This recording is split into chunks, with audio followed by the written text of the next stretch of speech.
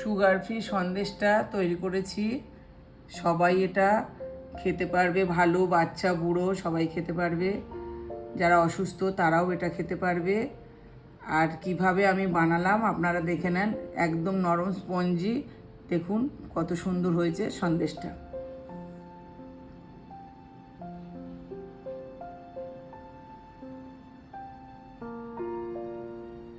নমস্কার বন্ধুরা, কেমন আছেন? মেহুলির রান্নাঘরে সবাইকে স্বাগত।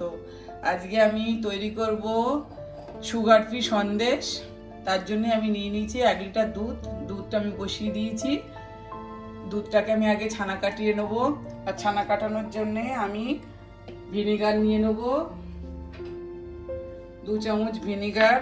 দুধটা যতক্ষণ ফুটবে ততক্ষণ আমি ভিনেগারটা জল দিয়ে একটু মিশিয়ে নেব। 2 চামচ ভিনেগার আর 2 চামচ জল দিয়ে দেবো।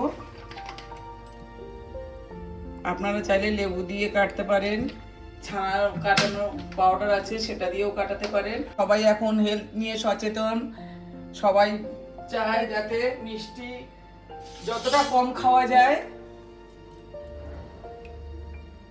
তাই আমি আজকে সুগার ফ্রি সন্দেশ তৈরি করব, একদম দোকানের মতো। দুধটা আমি একটু একবার ফুটে উঠলে আমি ছানাটা কাটিয়ে নেব।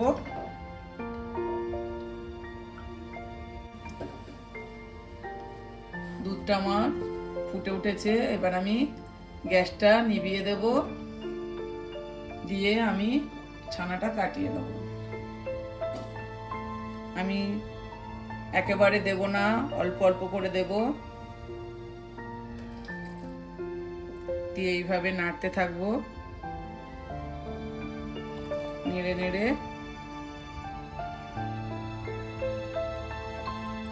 আমি ছানাটা তৈরি করে নেব।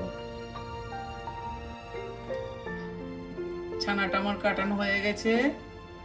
এইবার আমি এই দেখুন কত সুন্দর নরম ছানা হয়েছে। এবার আমি একটা সাদা পরিষ্কার কাপড় এখানে নিয়ে নিলাম, নিয়ে আমি ছানাটাকে ঢেলে দেব।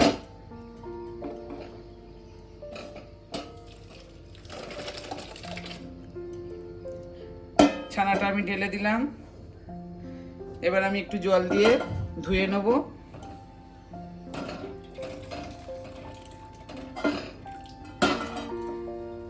জল দিয়ে ছানাটা আমি একটু ভালো করে ধুয়ে নেব, তা নাহলে ভিনিগারের যে একটু টক ভাবটা থেকে যাবে। ওই জন্য ছানাটা আমি ভালো করে ধুয়ে নেব।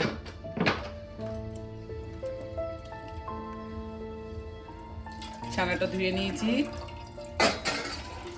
এবার আমি এটাকে জল ঝরতে দেবো। ততক্ষণ আমি একটা জায়গায় দুধটা বসিয়ে দেবো। আমি সন্দেশ তৈরি করার জন্য 250 গ্রাম দুধ নিয়েছি, লিকুইড দুধ। একটু জল দিয়ে দিলাম, তা না হলে দুধটা লেগে যাবে। 250 গ্রাম আমি লিকুইড দুধ নিয়েছি, নিয়ে এটাকে আমি ভালো করে হতে দেবো। ভালোভাবে ফুটে এটা ঘন হতে দেবো। দুধটা বসিয়ে দিয়েছি, ছানাটা এবার আমি জল ঝরে গেছে ঢেলে নেবো। দেখুন 1 লিটার দুধে আমার 250 গ্রাম ছানা হয়েছে। এটাকে আমি ভালো করে এভাবে ম্যাশ করে নেব। ততক্ষণ দুধটা আমার ফুটতে থাক।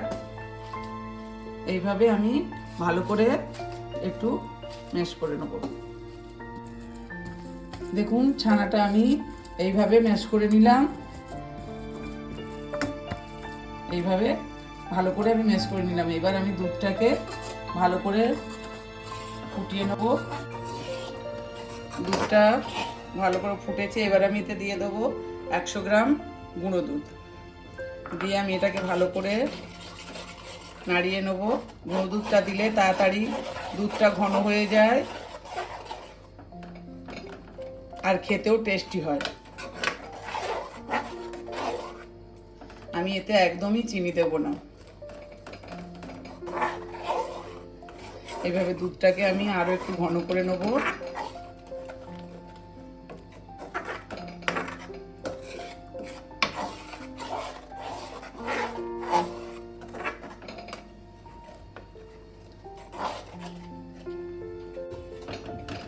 দুধটা আমার ঘন হয়ে গেছে, এবার আমি ছানাটা দিয়ে দেব।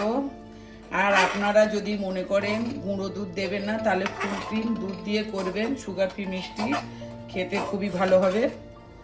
আমি অল্প গুঁড়ো দুধ দিয়ে দিলাম, আপনারা চাইলে শুধু ফুল ক্রিম দুধ দিয়ে করতে পারেন।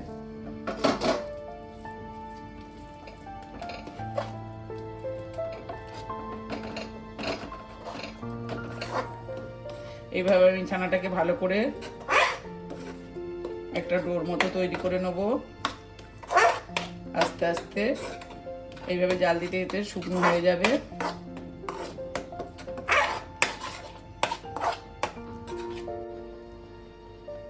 আমি অল্প একটু এলাচের গুঁড়ো দিয়ে দিলাম, তখন দেওয়া হয়নি দুধের সঙ্গে, এখন একটু দিয়ে দিলাম। আর একটুখানি গোলাপ জল দিয়ে দেবো,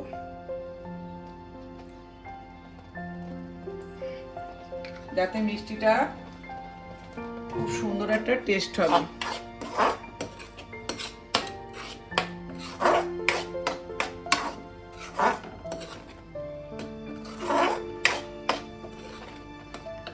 দেখুন সন্দেশটা আমার প্রায় হয়ে এসছে। আমি একটা জায়গার উপরে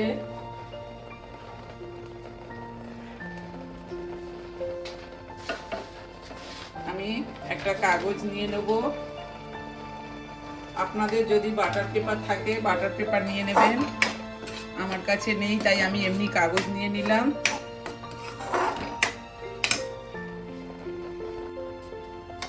আমার সন্দেশের এটা তৈরি হয়ে গেছে। এবার দেখুন আমি একটা পেপার নিয়েছি, নিয়ে এইভাবে আমি একটা প্লেটে দিয়েছি।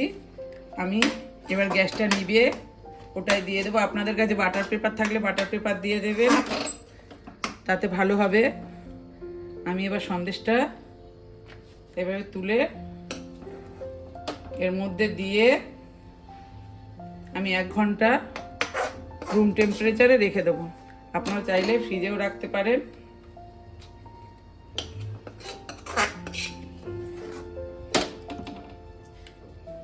আর যদি আপনাদের এই সন্দেশটা ভালো লাগে, একটা লাইক কমেন্ট শেয়ার করবেন।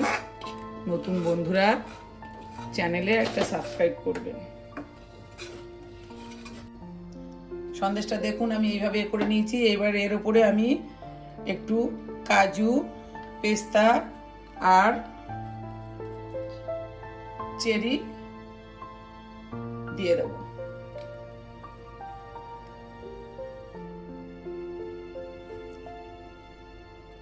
এইভাবে দিয়ে দেবো, দিয়ে এটাকে একটু চেপে চেপে দেবো, যাতে ওর ভিতরে ভালোভাবে ঢুকে যায়। দিয়ে আমি এটাকে এবার চাপা দিয়ে 1 ঘন্টা রেখে দেবো রুম টেম্পারেচারে। আমি ফ্রিজে রাখলাম না, আপনারা চাইলে ফ্রিজে রাখতে পারেন। আমি এভাবে চাপা দিয়ে রুম টেম্পারেচারে রেখে দিলাম 1 ঘন্টা। 1 ঘন্টা পরে আপনাদের খুলে দেখাচ্ছি। সন্দেশটা আমি 1 ঘন্টা পরে তুলে নিয়েছি। এবার আপনাদেরকে কেটে দেখাচ্ছি কত সুন্দর হয়েছে।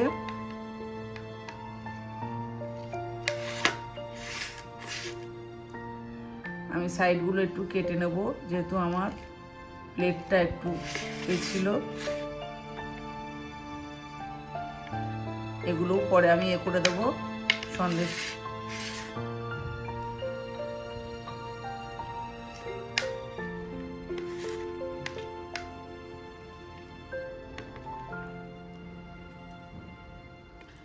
এবার আমি আপনাদেরকে কেটে দেখাচ্ছি।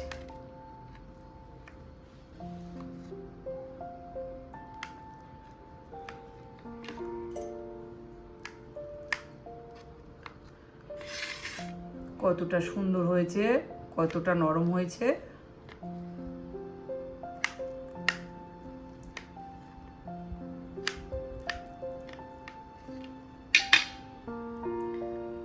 দেখুন বন্ধুরা, কত সুন্দর হয়েছে সন্দেশগুলো,